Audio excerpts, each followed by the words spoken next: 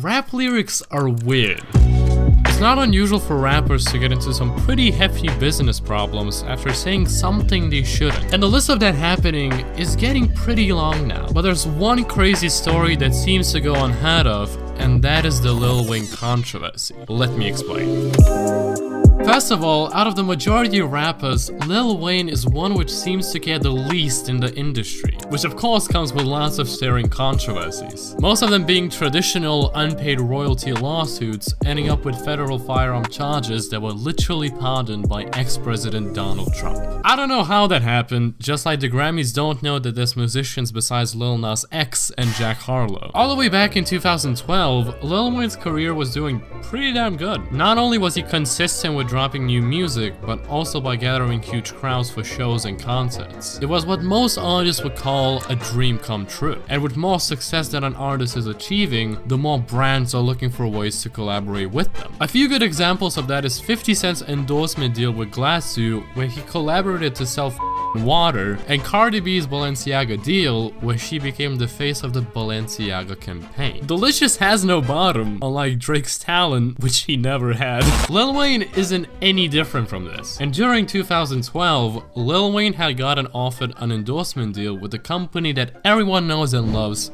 Mountain Dew. And this was right before the golden age of MLG on YouTube, so I know this was a pretty big deal. After being presented with the offer of working with Mountain Dew, Lil Wayne took the deal and began working with the brand. That is until one day when he got dropped for one specific lyric. Now, why is Lil Wayne's story different and unique from, let's just say, Rick Ross? Well, first, the catchy title of the video looks way too good. And second, unlike Rick Ross's terrible lyric, Lil Wayne mentioned a specific individual in the worst case possible, which led to the drop of the deal. I mean, whilst we don't know what the actual deal was, it is speculated to be a multi-million-dollar deal. That's a pretty huge amount of money. That's like what, 5,000 Fiat 500s and like 7 ex-military vinyls? But what did Lil Wayne even say that offended the brand so much? Lil Wayne got dropped by Pepsi all the way back in 2013 because of a remix which featured one controversial lyric. That song is Karate Chop by the most passive and wholesome rapper in the industry, Future. Now, how bad was that lyric? It's really bad. I have no idea how you can even come to terms of writing, let alone rapping that lyric out loud, but you know what? I fully understand why Pepsi decided to drop him. Look, there's a line, okay? There's a line between dropping an average Kanye bar, and there's a line between dropping a bar about a goddamn civil rights icon. Now, if you don't actually understand why this lyric is so bad, then trust me, you're not alone. Because I found out about this terrible story like a week before writing this video. But I know you stole it! The story of Emmett Till is incredibly long and confusing, but even more gut-wrenching. Emmett Till was a 14-year-old black, innocent kid that got tortured and lynched to death by 2 white men after allegedly whistling at a white woman. This terrible tragedy sparked a huge upshift and spark in the fight for civil rights in the United States, and helped people unite against the brutality that is racism. And of course, Lil Wayne wrote a lyric opposite of that, in a context which is even more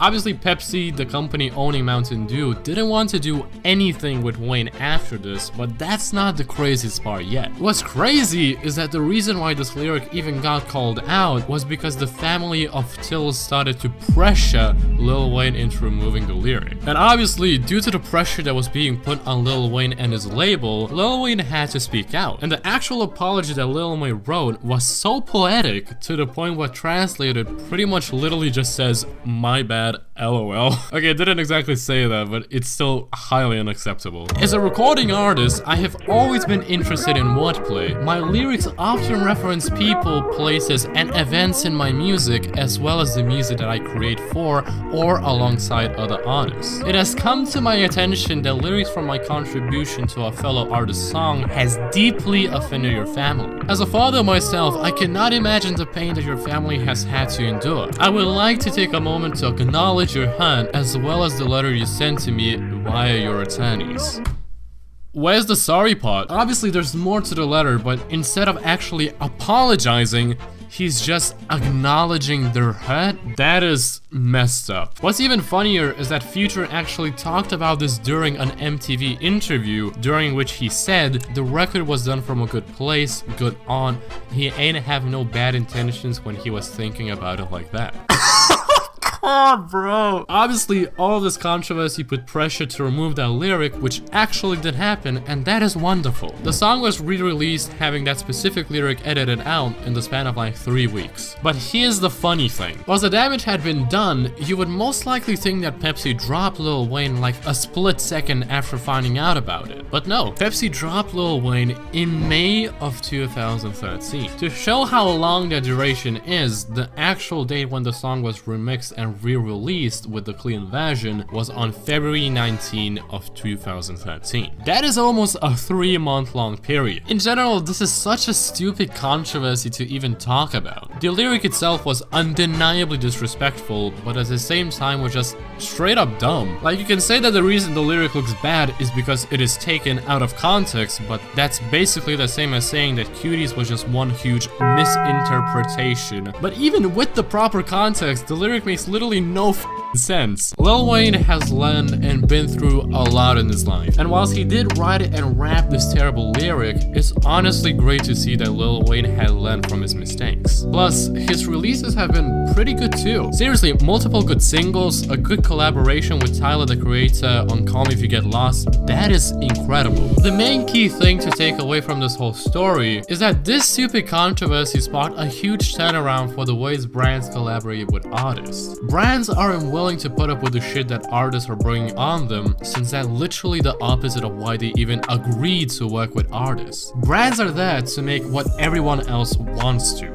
Tantos mucho dinero. The saddest thing about this is not only the fact that the legacy of Till was used in such a disrespectful manner, but because this sparked a completely negative view on rap to people that don't listen to rap. To all the white moms out there, Eminem is not the only rap artist. Just because you heard Rap God or Sweatpants doesn't mean that all rap songs are like them. If you're a person that wants to get into rap but can't, try listening to artists such as Kendrick Lamar, Mike, 100 Gex if you're into degeneracy.